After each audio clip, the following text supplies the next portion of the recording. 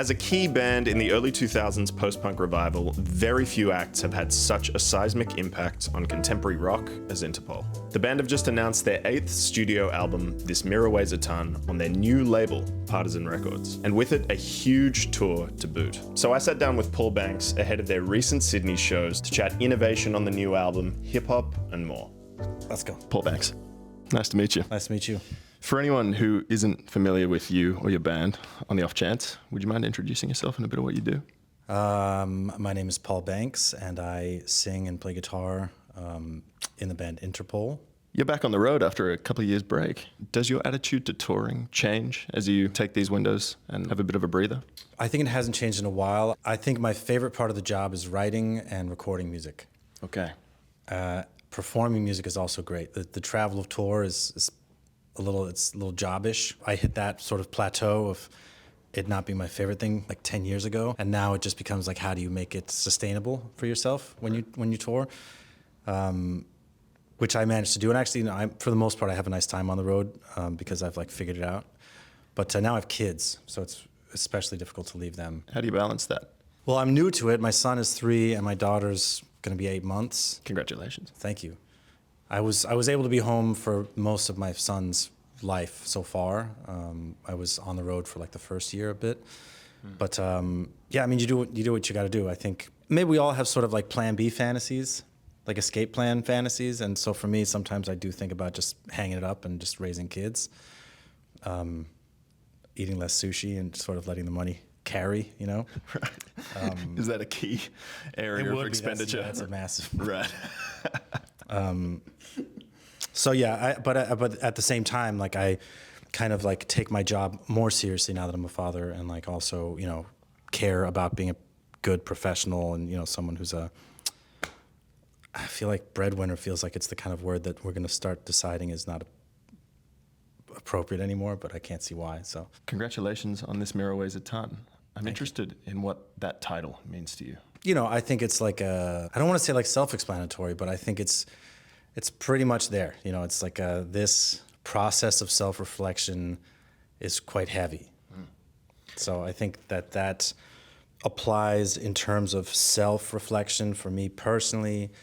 I think, you know, I often write sort of in characters, and I think like often like the characters are either in some form of denial or in some form of revelation. So there's that idea of like sort of taking stock, or, you know, taking a good hard look at yourself, and how honest is that look, and how does that make you feel?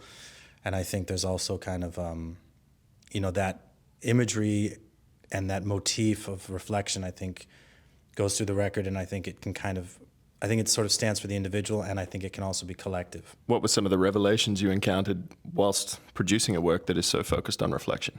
I found myself feeling like I had a lot to write about on this record. I've never struggled particularly to find words for songs. I think what makes lyric writing a little bit different than other forms of writing, and what's easy about it, is you get the sort of distraction element of the fact that there's a melody and an emotion that's kind of coming across. And I know that like for many listeners, they kind of just go on the feeling of the vocal and they're not actually analyzing the lyric. So you can kind of get away with not actually being as profound or as, you know, well-spoken as a poet or a writer in other forms, because you have that melody tactic to use, or, you know, that component. I don't know, I kind of feel like life came into focus for me in recent years in certain ways, and just sort of my writing maybe got like a little bit more opened up than rather just being kind of like a window into confusion. I think there's maybe like looking a little bit at some of the things that I've gained some clarity on. You mentioned that for some listeners there's a greater focus on sort of how the lyrics might sound rather than their actual semantic meaning. As a listener yourself, you know, I know you're a big fan of hip hop, which is something that's very lyrically driven, as well as using it as a percussive or instrument within the medium. What do you tend to gravitate towards as a listener in terms of understanding lyrics or the sound of? That's really interesting, and it makes me kind of wonder. I've kind of exclusively listened to hip hop. Really? Yeah. No rock music? No, I don't listen to any rock music. Wow. I mean, sometimes I'll go back and listen to like Trans Am. Sure. Or Mars Volta. Cool. But there's or like metal. You know, I kind of like All right. really aggressive or really, really weird rock music. That's what I... Zappa? Not weird like that. Like anything that has even the slightest iota of comedy, I can't do. Interesting. Wow. Yeah. Okay. But or Pixies, I'll listen to. Oh, sure. Pixies and Nirvana, which I haven't listened to lately, but I've been thinking about going back to, like, In Utero. But That's such a solid album. yeah, I mean so what I was going to say about hip hop that's really interesting is because I feel like there is kind of an equivalence where it's like, unlike with like rock where you can kind of like tune out what the words are and it doesn't really matter. With hip hop, I think you're right that you kind of can't because they're so in the foreground, like what the words are. But I feel like at the same time, like a lot of hip hop that I enjoy, it's very simple groups of analogies that are usually sort of related to like property or criminal exploits or amorous exploits. And that's like that's like the genre I love. And so I'm not knocking it when I say that, but it's often very simple thematically. Yeah. But so I've been thinking is that like, so you kind of have enough words where you know everything that's being said, but I'm sort of more listening to like cadence and attitude and flow.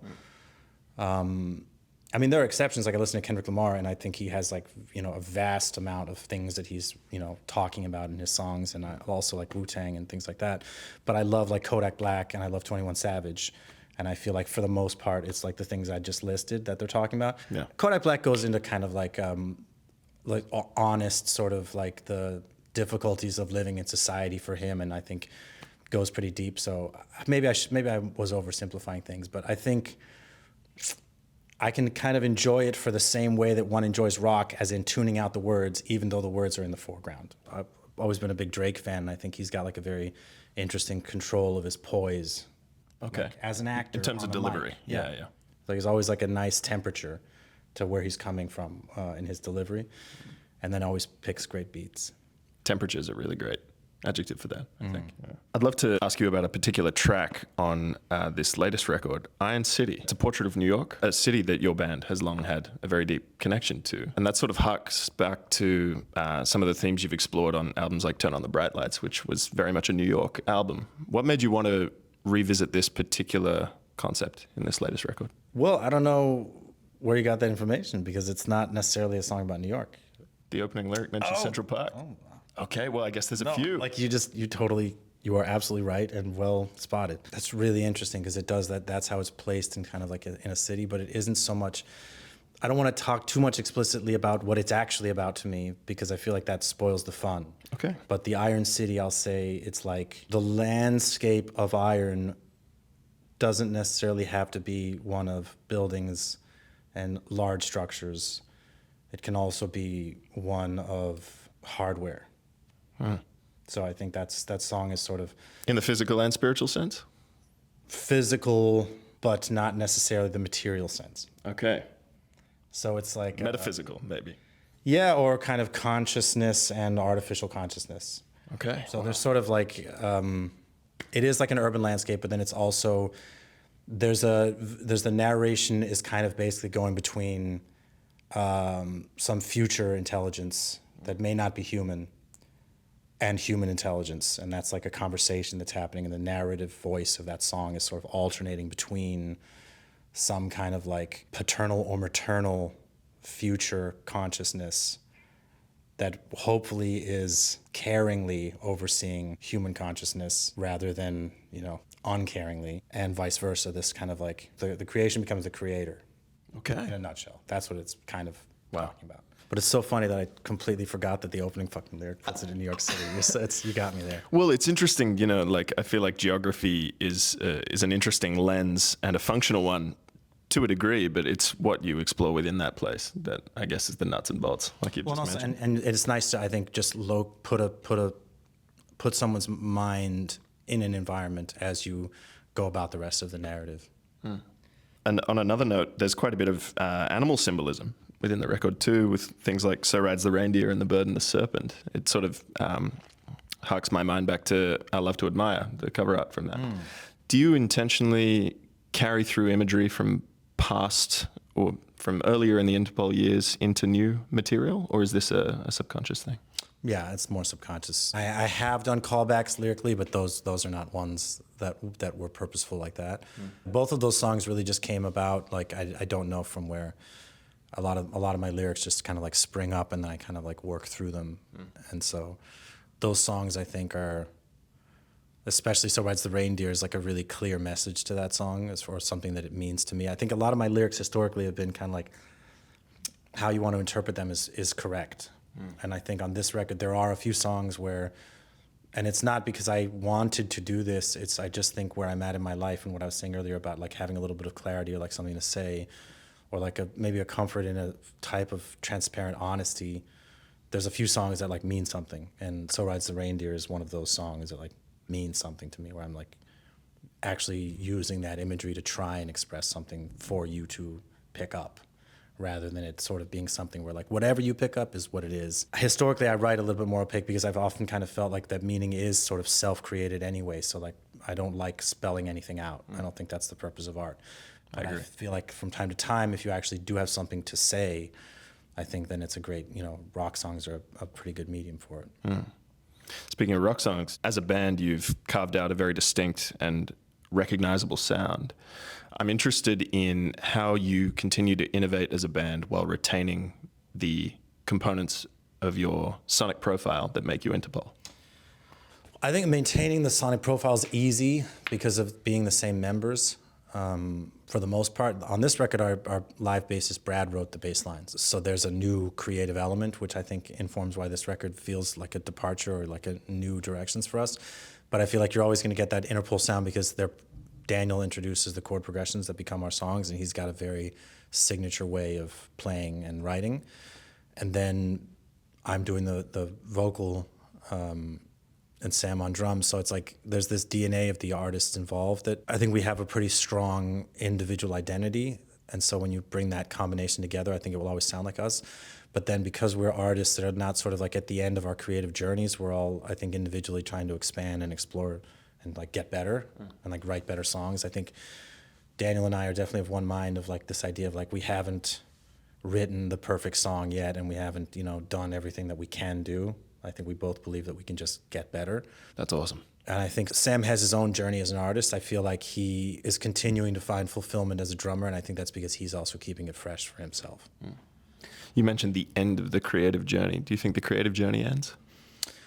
I think it has ended for many people. Yeah. Okay. Yeah. I don't think it will end for me. I think that I feel like I'm the kind of artist that will continue to be making art my whole life. What demands does that make on you as an artist? I mean, for me, it's always been like kind of like a byproduct of being alive. It's like, stimuli come in, and then I have to sort of process how that makes me feel through some form of art. So I feel like it'll just keep going. And then also this idea of like, I've always had this idea of like, there's not such a clear-cut purpose to what any of this is for, and that maybe leaving behind something beautiful is like the ultimate goal for me. If there is to be a purpose, it might be just to like leave something resonant and, pretty for people. I think that's a great ethos. You're also a photographer. I'm interested in the differences in the way photography nourishes you creatively and music nourishes you creatively. In both cases, it's almost like I feel like a bit of a cheat because it's like just fun or just something that I would do anyway. So because it's something I would do anyway, the idea that I can make a living out of it is like a huge bonus. So it's like and with photography, it just became this thing where like I've always been fascinated by architecture. It's so funny because I remembered recently, like in the first ever interviews with Interpol, like when we were first traveling, I used to talk about skylines and architecture a lot as being like this kind of like interesting way to get to know a new place. And it's so funny to me now, like all these years later, like I kind of that zeroed in that interest into actually like just photographing buildings and having that be this thing that I really enjoy doing. Photography for me was often something that like I just didn't like what I took, and I knew people that took better photos, so I was like, that's not for me. And then I just learned a couple of things, such as like cropping and finding like which subject satisfies my goal as a photographer.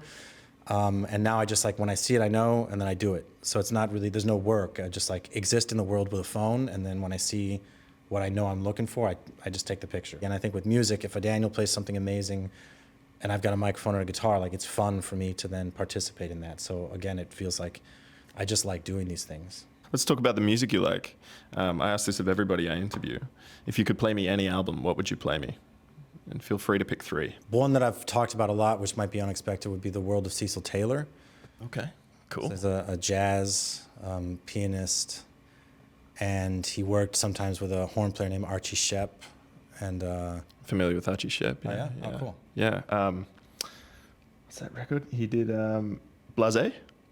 I don't know him that well. Okay. But I trust you. Right, yeah. It rocks. Oh, cool. Yeah. I know him because I had to look up like who was playing horn on this. It's a song called Lazy Afternoon, I think, on The World of Cecil Taylor. I was telling my wife that like I figured out, you know, this is a little tangent, but I figured out that like if I had one song on my, you know, deathbed and I could only choose one song to listen to, it would actually be I Feel For You by Shaka Khan. Cool, man. I decided like that's the song that has it all, and it like goes back to my childhood of just like being really passionate about that song. Is that Nile? It's Prince apparently. Wow. Yeah. Okay. It just got everything. It's classic. So fucking great. Yeah. But so this Lazy Afternoon would also be one of these songs that historically I've kind of said like if I could only listen to like one thing, this would be one of those songs. It's just an incredible journey of like piano, and just like the horn stuff is just incredible, and it's always been something that really like meant a lot to me. Another song, and also like I don't want to date myself too much, but I guess that's inevitable. But I was gonna say like, because I mentioned Trans Am earlier, so like Future World by Trans Am is a record that I think is incredible. What do you like about it? I like it has like the coldness of like Kraftwerk, which is like a direct inspiration for them, but then it has this like really heavy-handed like muscular rhythm section, and like the drummer Sebastian Thompson is just like for me an all-time great in a kind of like very like John Bonham through a machinistic filter, or just like in a almost like as a programmed drum performance. And then he's like Argentinian, and there's this kind of like Latin thing going on as well, so it's just got this like Bonham, Latin, and like Kraftwerkian feel to it that's like a really unique and cool pocket for me as a fan of drums. It feels like those are 3 very distinct Totally, camps. Yeah. And so that's it. Trans Am feels very like kind of cold and machinish, but then it's got like a real like heartbeat and like a real like thump. Cool, man. Paul Banks, thank you so much. Thank you. It's been a delight to chat with you.